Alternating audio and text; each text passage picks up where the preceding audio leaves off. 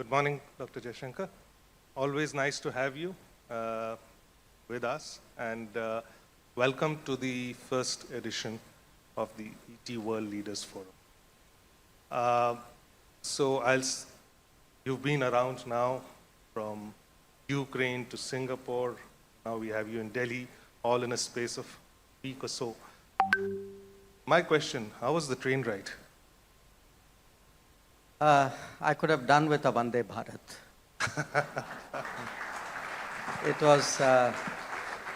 It was about 10 hours each way, and I think given the situation, obviously, you got what you got, but 10 hours is 10 hours. When was the last time an Indian Prime Minister took a train to visit a country? We've heard of, the image of Nehru in a yak is there. Well, I remember Mr. Modi doing a Shinkansen, a bullet train in Japan. I'm trying to think, I offhand cannot remember any other train ride, at least for a long time. So that was a crisis point, current crisis point in the global picture as you see it. There are many such crisis points. The world is in turmoil and you've been talking about it. Everybody has been talking about it. How would you paint the picture as an Indian foreign minister? The global picture? Yeah. Well, look, I think if I were to have a one-word summary of this situation, it's probably the first word which you've used for the panel, which is risks. Because what we have seen really for the last 15 years is a steady increase in terms of risks in to the global order, in the international economy, in individual countries. Now, there are a number of reasons for it. There are different kinds of risks. You would say, okay, as climate change has accelerated, there's a set of risks out there. We saw a once-in-a-century pandemic. That was a risk. That was a super black swan.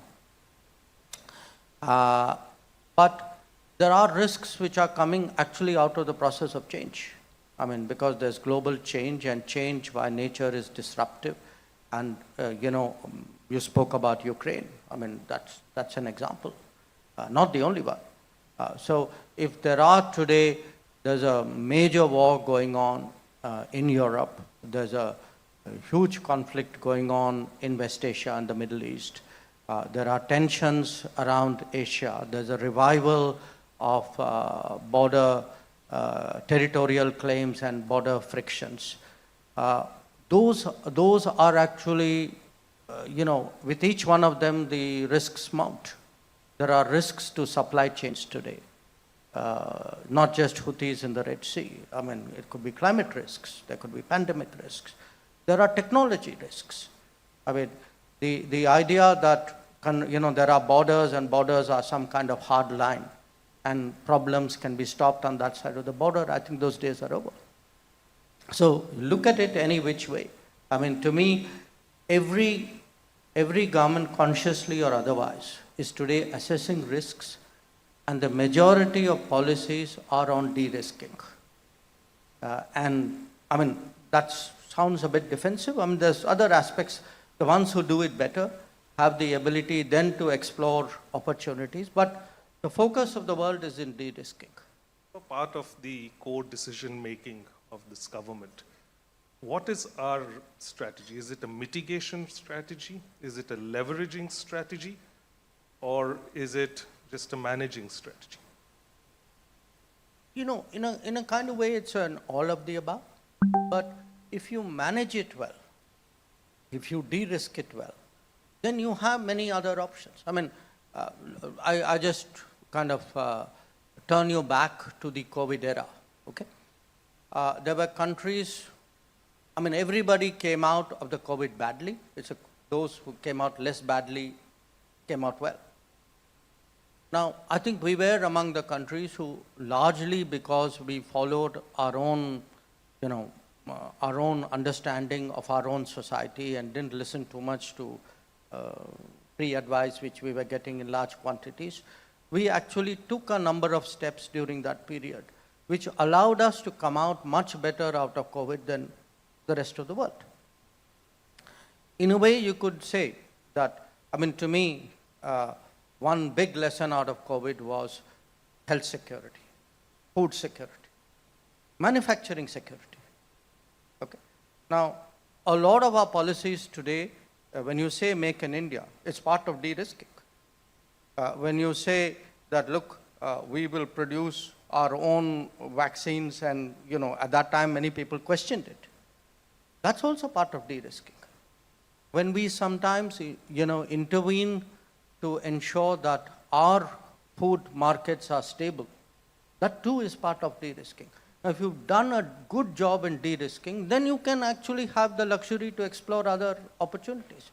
So we are, because I think we have done decently out there, we are today, let us say, exploring opportunities, trying to get involved more in global supply chains, looking at, say, domains like semiconductors, where historically, which we have neglected, we are now sort of wading into it very, very seriously. Looking at really the sunrise sectors, looking at EVs, looking at renewables, looking at drones, looking at space, looking at AI. All those you can do if you've done that basic de-risking. If we had not succeeded so well, I think we wouldn't have the bandwidth or the attention span to actually look at other areas. Here there's another view that had the pandemic not happened and we had taken a growth trajectory, minus the pandemic, we've not reached that growth trajectory yet. This year's economic survey also points out to FDI flows dropping, and that's been an issue. There is this whole view that we should relook at our China approach, maybe allow some of the FDI to come in, remove those barriers, not be so stringent with visas, and look at maybe some of the low middle-end supply chain opportunities which are coming from there. Your views, sir, because you have the security picture at hand as well. No, look, to say what would I have done had the pandemic not happened, to me is a waste of time. The pandemic happened. So why speculate about what could have happened? So now that it has happened, and everybody is looking at a post-pandemic recovery, and not just a post-pandemic recovery, there are many other factors. I mean, the global environment has changed. I mean, the very sharp competition between the United States and China today is the dominant feature of the global environment. It has consequences for the international economy. It has deep consequences for the technology world. So these are real factors. Now, you can't build policies around, I wish that had not happened and I would like to go that way. So I take what has happened as a given. Now, in that given, your question on China. Look, China in many ways is a unique problem because it is a unique polity, it is a unique economy. And unless one tries to grasp that uniqueness and understand it, I think the judgments, the conclusions, and possibly the policy prescriptions flowing out of it can be problematic. It's not just an Indian problem. Are you referring to the economic survey? No. I'm referring to the world's response to China. If today people are complaining about trade deficits with China, and we are too, why is that? Because decades ago, I mean, we all consciously chose to overlook the nature of Chinese production and the advantages which they enjoyed in a system where they got a level playing field with all the advantages that they brought to bear. So my point is there is a general China problem. I mean, do remember, Pranab, we are not the only country in the world which is having a debate about China. Go to Europe and ask them, what is today among your major economic or national security debates? It's about China. Look at the United States. It's obsessed with China, and rightly so in many ways. So the fact is, let's not make out as though it's only India which has a China problem. India has a China problem, a special China problem. That's over and above the world's general China problem. So my point is, when you look at this, when we approach the issue of China as a whole, Chinese trade with China, investment from China, exchanges of various kinds with China, we have to, if you neglect to take into account that this is a very unique country with a very different way of working, I think your basics start to go off track.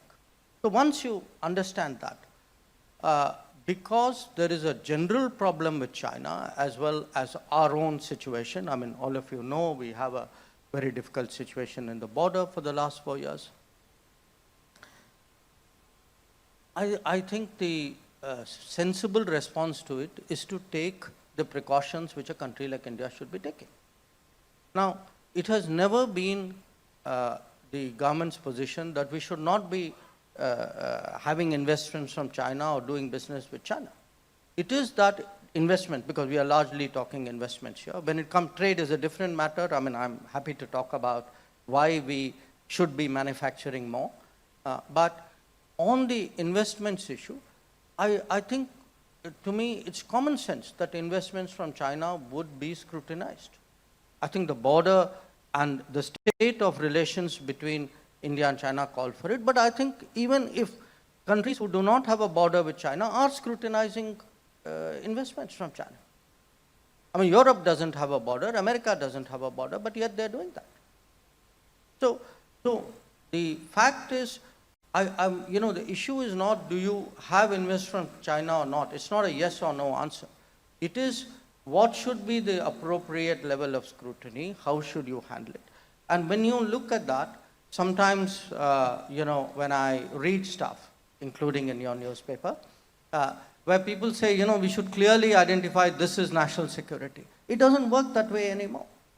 Because what is national security itself has expanded. I mean, tell me, if we were completely reliant, let us say, on pharmaceuticals from China, does it not have national security implications? If your telecom is, based on Chinese technology, can you be impervious to it? So it's not like, there is a clear identification of this is a yes and that is a no. It's a much more complex factor. And in my view, at a certain level with certain countries in certain situations, the line between economics and security is a very thin line.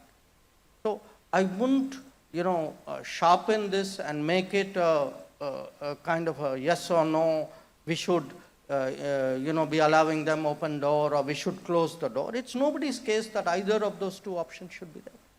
So I'll put it a more direct question. There has been a lot of talk about taking a relook at Press Note 3. Do you think Press Note 3 is serving us well? Is it lived its time, needs a relook? Or what's your assessment? No, I think I answered that question. The question is, in my view, should investments, a country like India, in a competitive age where where technologies can be leveraged, investments can be leveraged, market shares can be leveraged, I think a country like India, and this is not necessarily an answer limited to China, I think a country like India must look at the investments that are coming in. Not necessarily negatively, but you must scrutinize it. You must have some sense of what is coming in which sector. You cannot be hands-off and say, well, the market will take care of it, or this will be great because there will be more production. There should be. I mean, I'm pro-investment. I'm pro-growth. But I do think somewhere there should be a balance. Some feel that the US narrow yard, high fences has worked better. How differentiated are we? Or are we somewhere in the similar? No, look, the US is the US. I would not extrapolate their situation, because the US and China are engaged in a different competition. it is a competition for, in a sense, you can say, for global primacy or global leads. And it has many, many dimensions to it. Our situation is very different. Our situation today is, for years, I've actually, in the name of globalization, allowed, foreign players advantages in my home economy to the detriment of my domestic players. That is the reality. And I think that is something which we need to address. I mean, I genuinely believe that, at the end of the day, we cannot just say these are our bottom lines, this is most, L1 is from China, or, these are the most competitive. All that works, I understand that. I mean, I've had a brief exposure to business myself. But I think there is a larger, even business has a social obligation. And there is an obligation to Indian workers. There is an obligation to our small businesses. We cannot be hollowed out in the name of efficiency and globalization. I think that's a very, very dangerous thing to advocate. I'll move you on a little bit to the wider neighborhood, our closer neighborhood. We all are aware of the multiple crisis point. We know what has happened in Bangladesh. You had a very good statement this morning in the newspapers on Pakistan. Here's my ask to you. Something which has not been talked about much. For the last decade, and you've been involved at various levels, you've used economic levers with the neighborhood. Has that given you better options as you deal with these crises now? And how integrated have you actually been able, because we hear these stories about the power grid, about connectivity. How is it really working in terms of policy options? Has there been a real change? Be honest about that. Let me come back to de-risking. Okay? What happens when you have multiple neighbors? And, by definition, relationships with neighbors are very complicated. They're all democratic polities. Governments will change. There will be political debates in their country. Often we will be the center of those debates. It's natural. We are a big country. So we have to expect and plan for and build into our policy making an expectation that there will be changes, some more organic, some more disruptive in our neighborhood.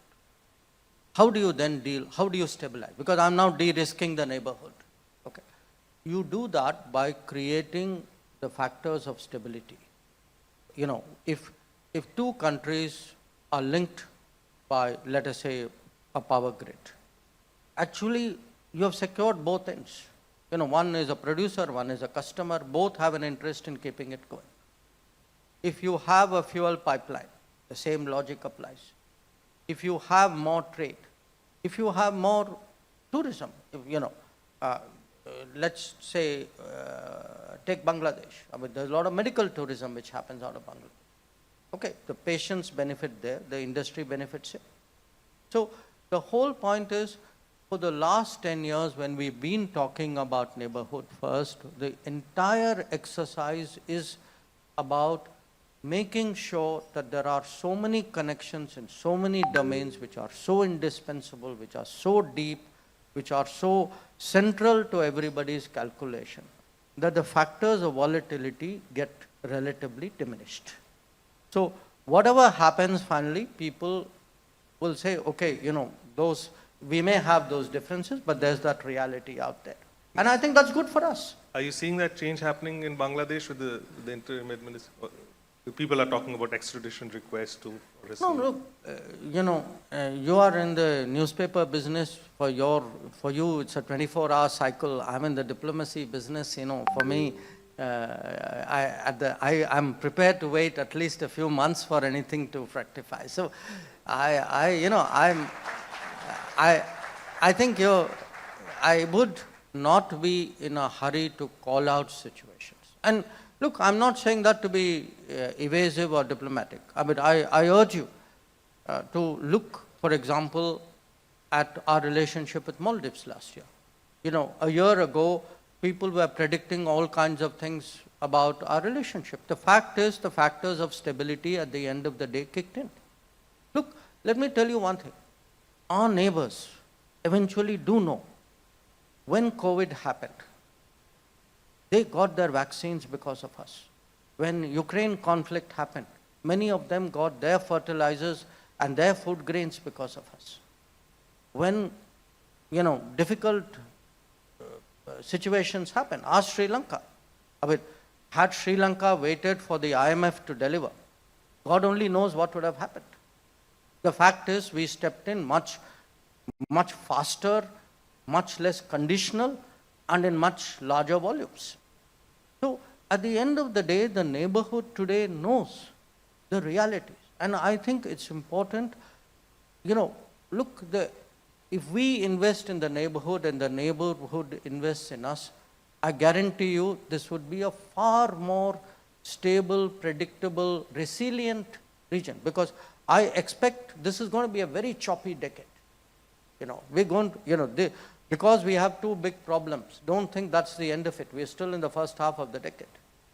So if you are going to prepare for a very choppy existence, everybody is looking for ways of securing themselves. And these are ways of doing so. So I think they value it as well. I'm moving now a little beyond risks into opportunities, into how well are we sort of looking at leveraging these risks. As a country, what kind of reforms would this government look at, whether it is the domestic front or in any other way, to revive trade, become the natural alternative of stability in the world? There's a great opportunity through all of this. Do you think as a government you've done enough? More needs to be done domestically? No, Pranab, you can never do enough. Okay. But if you ask me, have we done substantially, progressed in terms of preparing for the opportunities? I would say yes, but I would say again, it would be a caveated yes, because I would say there's much more that awaits us. I mean, if you just look at the last few days, okay, you've had this announcement of 12 industrial clusters across the country.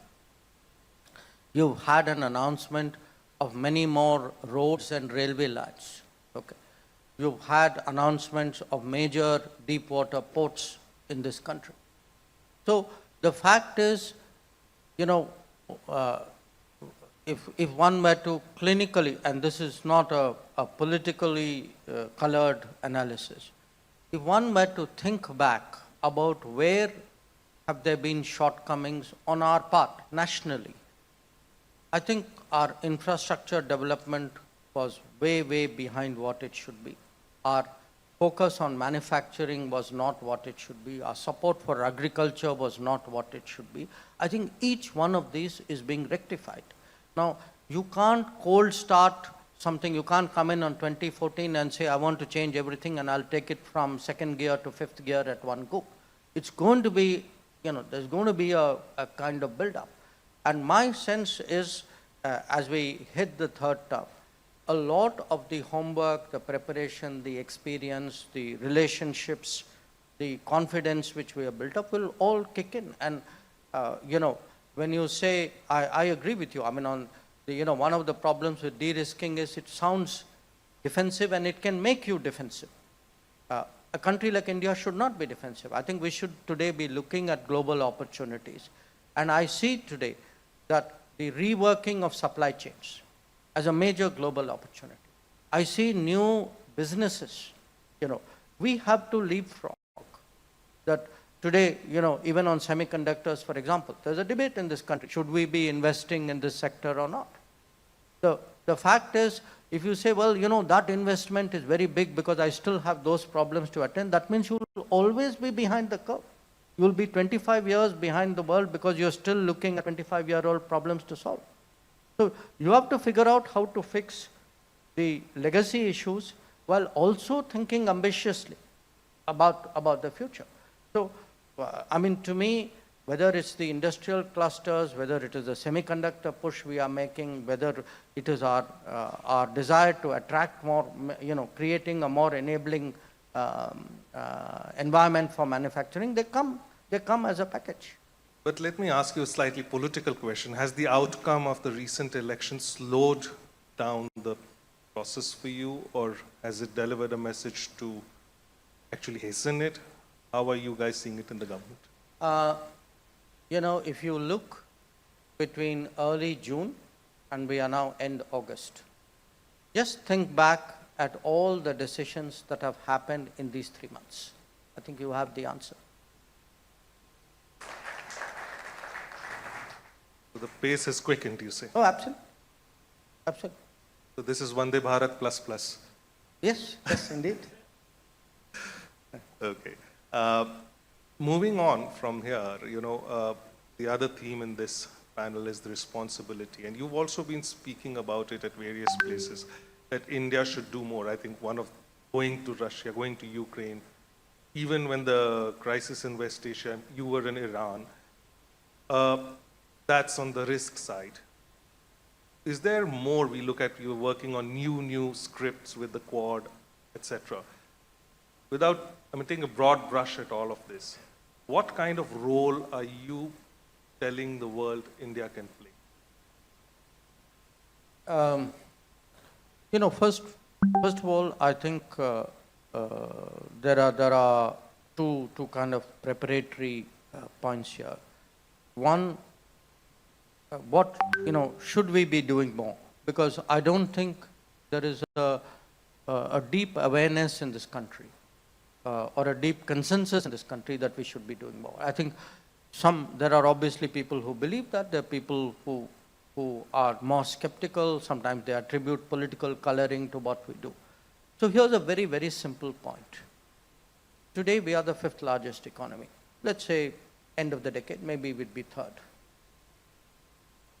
You cannot have the same contribution to global welfare as number 3 in the world, which you had when you were number 11 or 12 in the world. It's a very simple proposition.